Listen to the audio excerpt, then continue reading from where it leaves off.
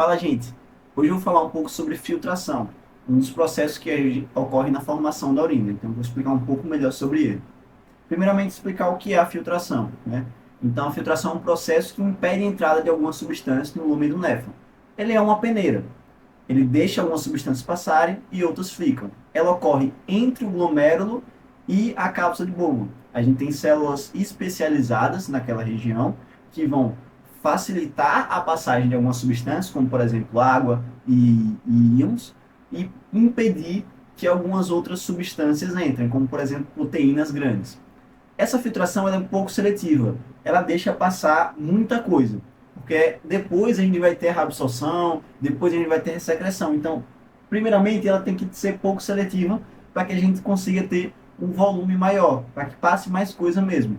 Ela vai ser pouco seletiva e vai depender do tamanho, ou seja, quanto menor for a molécula, mais fácil é dela passar pela filtração e pela carga. Ela deixa muito mais facilmente passar partículas carregadas positivamente do que negativamente. Qual é a ideia disso? A ideia disso é principalmente impedir a passagem de proteínas. A ideia é que a gente não perca proteína na urina, a gente mantenha as proteínas no nosso sangue, porque as proteínas que ficam no nosso sangue, a gente vai ver já daqui a pouco, elas vão manter a pressão, que a gente chama de pressão oncótica, que é a pressão das proteínas no sangue. Então, a gente não é ideal que percamos proteína na urina.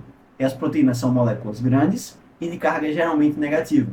Por isso que a filtração ela tem essa seleção de moléculas pequenas e positivas. Possui três barreiras a filtração. O lúmen do capilar, então a primeira substância tem que passar pelo lúmen do capilar, pela membrana basal e pelos podócitos das células que ficam entre o glomérulo e a cápsula de Bowman. Então, são podócitos, como o nome diz, são estruturas prolongamentos celulares que vão formar uma barreira mesmo, como se fosse uma rede, para impedir a passagem de moléculas grandes e carregadas negativamente. Então a gente tem algumas forças na filtração. Aqui a gente está mostrando o capilar glomerular, né, o glomérulo, e aqui embaixo a cápsula de Bowman. A gente tem três pressões. A pressão hidrostática no glomérulo, ou seja, o que é a pressão hidrostática? É a pressão que o líquido faz sobre a parede dos vasos, a gente chama pressão hidrostática do glomérulo. A gente tem também a pressão da cápsula de Bowman, que também é a pressão do líquido que está dentro daquela cápsula. Então a gente tem duas pressões opostas, uma brigando com a outra, a hidrostática e a da cápsula de Bowman. Além disso, a gente tem a pressão coloidosmótica do vaso, ou pressão oncótica. O que é essa pressão coloidosmótica? É o que eu comentei. É a força que as proteínas fazem. A proteína, ela puxa líquido. Então, esse fato da proteína puxar o líquido cria uma pressão, que é chamada de pressão coloidosmótica ou pressão oncótica, que vai ser também contrária à pressão hidrostática do glomérulo. Aqui estão alguns valores, que são valores médios para essas pressões, e vocês percebam que existe um resultante de cerca de 10 milímetros de mercúrio. Então, essa pressão resultante, esse vetor resultante entre essas três pressões, é o que vai fazer a filtração ocorrer de forma efetiva. Então, quanto maior for a pressão hidrostática do glomérulo, mais fácil eu vou fazer essa filtração, porque ela vai superar essas outras duas pressões com mais facilidade. A pressão coloidosmótica, a pressão das proteínas, e a pressão da cápsula de Bowman.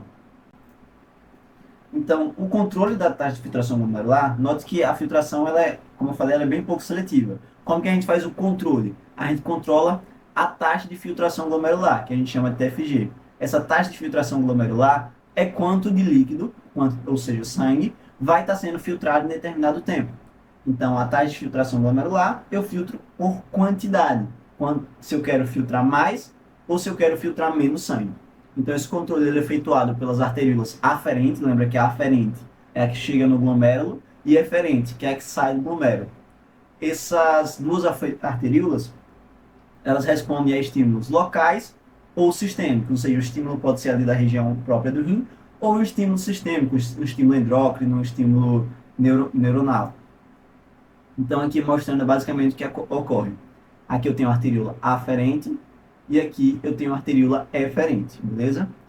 Se eu causar uma vasoconstrição, se eu contraio a arteríola aferente, eu reduzo o fluxo sanguíneo e, consequentemente, a minha pressão glomerular vai cair. Lembra que a pressão hidrostática do glomérulo é a pressão que vai gerar a filtração. Se eu diminuo essa pressão, porque eu estou chegando menos sangue, eu contraí a arteríola aferente, essa taxa de filtração vai reduzir, ou seja, eu vou acabar produzindo menos urina, eu vou ter menos sangue sendo filtrado.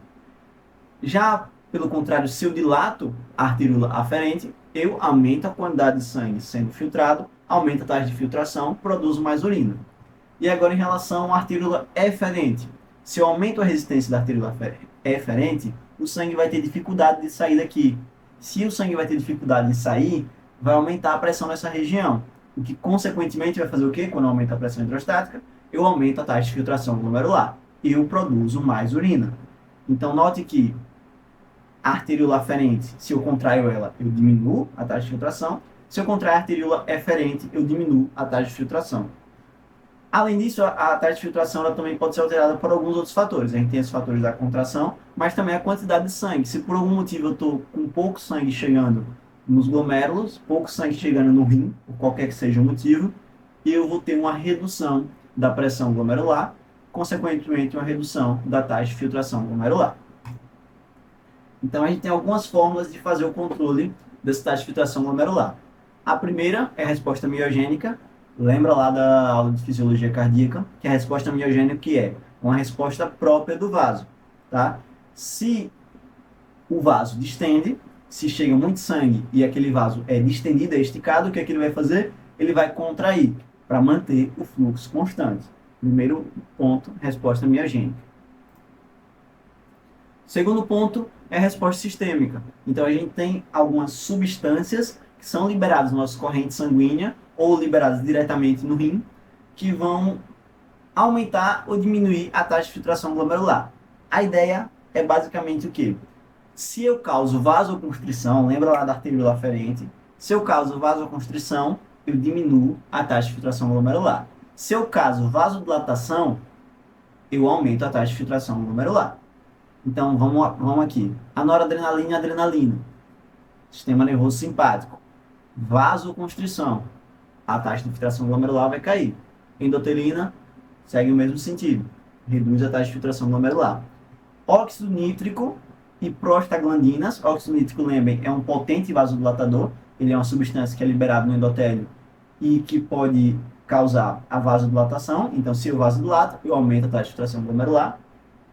E as prostaglandinas são substâncias que são principalmente liberadas no processo inflamatório e que causa vasodilatação. Se eu vasodilato, eu aumento a taxa de filtração glomerular. E a angiotensina 2, que é uma substância que a gente vai falar mais à frente, ela impede que a taxa de filtração glomerular acabe reduzindo. Beleza? Então, são essa a resposta da taxa de filtração glomerular para algumas substâncias. A gente tem também no nosso rim um aparelho que a gente chama de aparelho justaglomerular, que ele vai ser responsável também por regular a taxa de filtração glomerular. Eu vou explicar agora do que se trata esse aparelho justaglomerular. Lembra lá, quando eu falei na primeira aula sobre a estrutura do néfron, ok? Que a gente tem aqui ó, a cápsula de Bowman, aqui o glomérulo, ok? O glomérulo são vasos sanguíneos. Aqui eu tenho as células justaglomerulares, como o próprio nome já diz, são células que estão ali próximo aos capilares glomerulares. E aqui eu tenho a mácula densa. A mácula densa é parte do túbulo contorcido distal. É uma parte já chegando no final do néfron.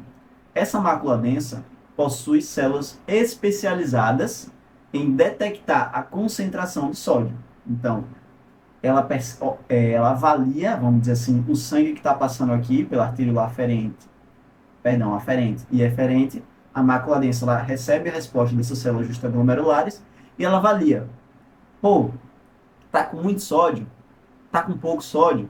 E baseado nessa informação, para saber a concentração, para saber como é que está aquele sangue, porque se o sangue tem muito sódio, quer dizer que o sangue provavelmente está muito concentrado, então eu tenho pouco líquido. E se ele tem pouco sódio, significa que ele está muito diluído, então eu tenho muito líquido.